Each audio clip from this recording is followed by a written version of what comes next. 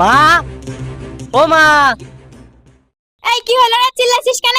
এই সাইকেলের জন্য বন্ধুদের কাছে আর কতদিন কথা শুনবো? আব্বাকে বলে একটা গাড়ির ব্যবস্থা করে দাও না। কি বলবো বল, তোর বাপ যা কিপটি, বুইলি বুইলি ঘরটাই করাইতে পারলাম না। ঘরের কথা বললেই বলে টাকা নাই টাকা নাই। টাকা নাই টাকা নাই করে, আবার যদি মাঠে কেউ জমি বিক্রি করে সেটা তো যেই কিনে ফেলে তখন টাকা কুট থেকে বেড়ায়। আবার দেখ তোর এমন জায়গায় বিটা দিল, যৌতুক নিল না। যৌতুক নিল না তাহলে গাড়িটা তো নিতে পারতো, তাও নিল না। তো যা ভাল লাগে তাই কর গা, আমি কিছু বলতে পারবো না। মা বৈশাখী কই? ওকে তো দেখতে পাইছি নে। দেখ কাই ঘরে শুয়ে আছে। ঠিক আছে। আব্বা, আব্বা গো, একটা গাড়ি কিন দাও না গো, বন্ধুদের কাছে আর মান সম্মান থাকছে না গো। হইট, এখন গাড়ি ফাড়ি হবে না। রোদ গরমে কাজ করে আসলাম আর গাড়ির কথা। সেই কবে থেকে বলছি একটা গাড়ি কিন দাও, তাও কিনে দিলা না। আর এমন জায়গা বি ঠিক কালা, গাড়িটাও নিতে দিলা না। দেখ, তোর পেটে আমি হইনি, আমার পেটে তুই হয়েছিস। ও তো ঘ্যান ঘ্যান করিস নি, সাইকেল নিয়ে ঘুরে বেড়াগা। এমনিতে তোর আর তোর মার পাল্লায় পড়ি আমার হাগা ঘর করতে গিয়ে 1 কোটি টাকা ফুরি গেল। আমি কি হাগা ঘর করার লোক রে? আমি মাঠে হাগার লোক। যা যা, কানের গোড়ায় ভ্যান ভ্যান করিস নি তো। এ রিয়া, 1 গ্লাস পানি আনো। আজ কি যা ম্যাকের আবহাওয়া, পানি আসলো বইলি।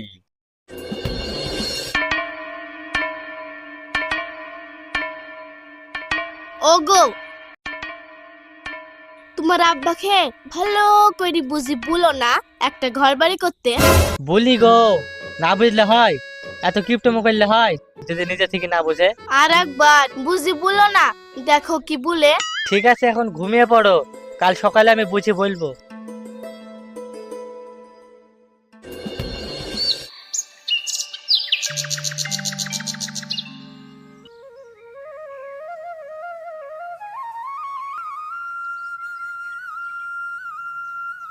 বৌমা, সকালবেলায় উঠি একটু কাজ কামও তো করতে পারো, এইভাবে শুই না থাকি। আজ একটু উঠতে লেট হয়েছে মা। ঠিক আছে, মুখ হাত পা ধুই তাড়াতাড়ি রান্না চাপাও। আচ্ছা ঠিক আছে মা।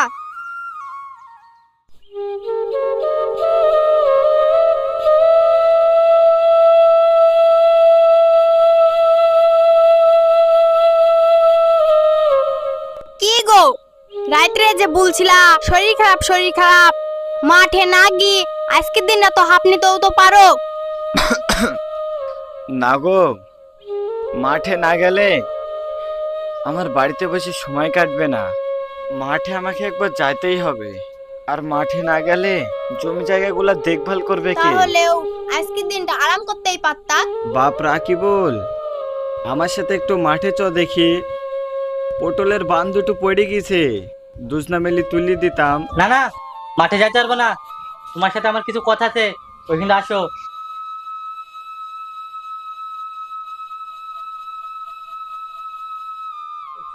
বসো। বল বাপ, কি বলবি? দেখো আব্বা, আমাকে গাড়ি কিনে দিলা না ঠিক আছে, এই ঘরটা তো করতে হবে একটা। পাড়ায় গেলে বন্ধু বান্ধব লোকজন কতজন কত রকম কথা বলে, এগুলা শুনতে আমার আর ভালো লাগছে না। সবাই বলে আমরা নাকি কিপটি। দেখ বাপ, কে কি বললো ওইসব কথায় কান দিলে চলবে? তুই ভালোভাবে কাজ কাম কর, তারপর ঘর বাড়ি ঠিকঠাক করিস। আর আমি মনে হয় বেশি দিন বাঁচবো না রে। আমি মরে যাওয়ার পর তোরা ঘর বাড়ি করে নিস। দেখ বাপ, তোকে যে এত টাকা পয়সা খরচ করি পড়াশোনা করাইলাম, পড়াশোনা করি তুই কি করলি বাপ? আর আমাদের আমলে আমাদের বাপ মার বেশি টাকা কড়িও ছিল না, বেশি দূর পড়তেও পারিনি। যা পড়িছি নিজের চলার মতো তো শিখেছি। আর পড়াশোনা করি তুই কি করলি? তাও তোমাকে ঘর বাড়ি করতে হবে না, মাঠে জমি কিনে বেড়াও কার? মরি কবরে টাকা কেনা নিয়ে যাও। পাড়ার লোকে কি বলছে সেই সব শোনা দরকার নাই, যত জ্বালা তো সব আমার। তুই ঠিকই বলেছিস বাপ, এবার যদি তোর বাপের লজ্জা হয়, লজ্জা হবে। কি হলো, চিল্লা করছো কেন? তুমি এর মধ্যে কথা বলো না, যাও নিজের কাজ করো গা। দেখ দেখ করতে করতে তোমার চুল দাড়ি সব পেকে গেল, তাও নিজের বোধ বুদ্ধি কিছু হইলো না। শ্বশুর বাড়ি থেকে লোক বেড়াতে আসতে চায়, আমি তাদেরকে লজ্জায় আসতে বলতে পারি না। কেন জানো? কারণ এসে থাকবে কোথায়? ঠিক হইছে।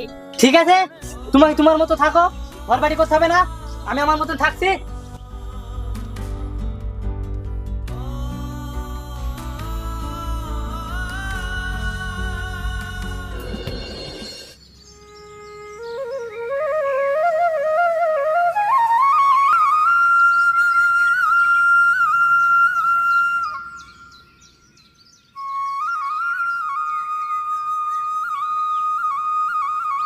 কি ব্যাপার, লোকটা এখন উঠছে না কেন? প্রত্যেকদিন 5টার দিকে উঠে পড়ে, বেলা যে 7টা বেজে গেল। যাই কি দেখি কি তো।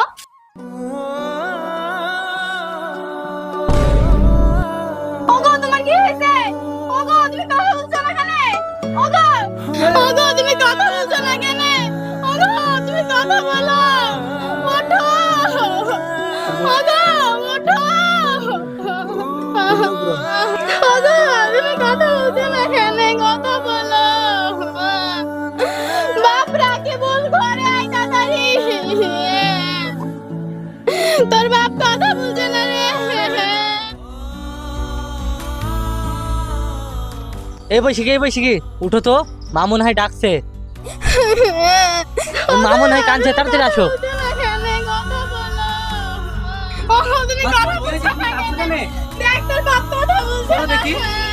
আব্বা, আব্বা তুমি কথা বলছো না কেন? আব্বা কথা বলো।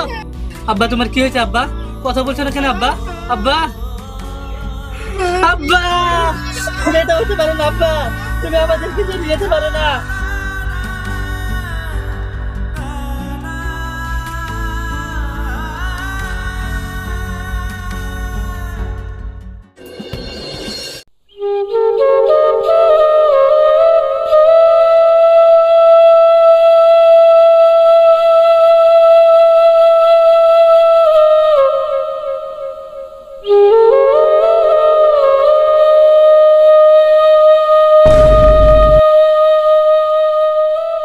এটা আবার কিসের কাগজ দেখি তো।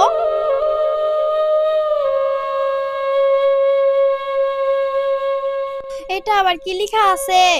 বাপ রাকিবুল, রাকিবুল।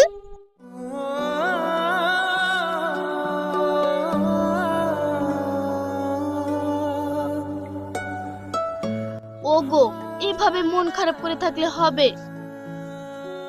বাপ রাকিবুল, দেখ তো এই চিঠিটায় কি লেখা আছে।